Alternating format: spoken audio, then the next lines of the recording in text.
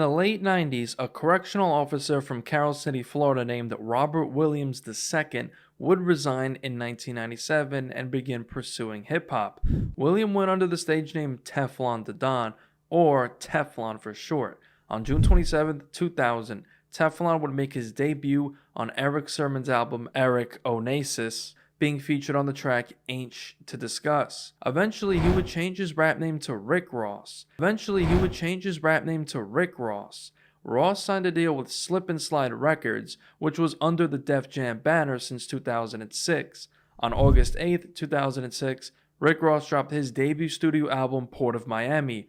This album debuted at number 1 on the Billboard, selling 187,000 copies within the first week, and featured the classic hit track Hustlin'. Rick Ross followed up with his second album Trilla on March 11, 2008. Meek Mill took to Twitter to call out Drake and expose Drake for allegedly having ghostwriters. Now, Meek Mill, of course, being signed to Rick Ross's MMG record label, this was going to cause some tensions between Drake and Rick Ross. Initially, Rick Ross took Drake's side when he allegedly tweeted out that same day saying Drake over Meek Mill. But this tweet was quickly deleted. Fast forward to October of 2015, Rick Ross appeared on The Breakfast Club where he would speak on Drake and Meek Mill's beef and said that the tweet he put out supporting Drake was a fake tweet and he feels Meek Mill didn't take an L in the beef. A couple weeks later, on April 14th, 2024, Academics premiered a diss track that Drake made as his response to all the beef he had going on at the time with the likes of Future, Metro Boomin, Kendrick Lamar, and he also dissed Rick Ross. The rumor name of this diss track is Push Ups. On this track, Drake goes directly at Rick Ross when he mentions taking his girl and says that he can't believe he's going at Rick Ross, who's turning 50 years old soon. I might take your latest girl and cuff her like I'm Ricky. You said I had a phone call with Drake to address the madness. How does one, not specifically, nobody's asking what was said or whatever, it's not a gossip site, but how does you being a boss objectively come to that situation? It's one of the things where differences will always be, in this game. It's a competitive sport. Yeah. And I actually think I perform better under competitive conditions. We've seen that. We've seen that. I wake up a little earlier, I go to sleep a little later, you know what I'm saying? I might go shopping a little more, I might go buy a new whip, you know what I'm saying? Or,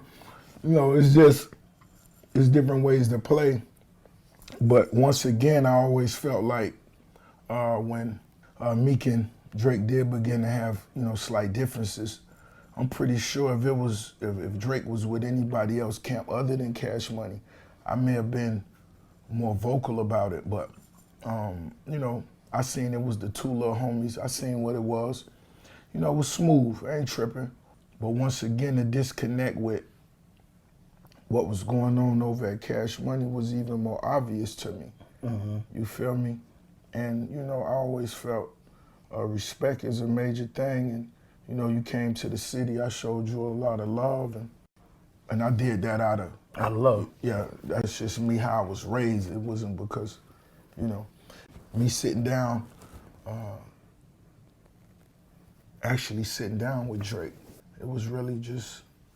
Bosses having a conversation. Yeah, we wasn't even discussing anything negative because by the time we get in the room, there's so much other things going on that is already, let's get on some money.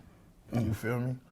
We got more money we finna go get. It ain't about money, it's about the It's art. about art. And it's about music. That's the only way you win. And they banned you from everywhere, right? When Who banned me? A lot of DJs wouldn't play your record. Nobody banned Renzel, no never. DJ would play your record for a while. A lot of DJs wouldn't play your record. People took sides. They were, especially in New York. They were not playing your records. Of course, that's what come with the game.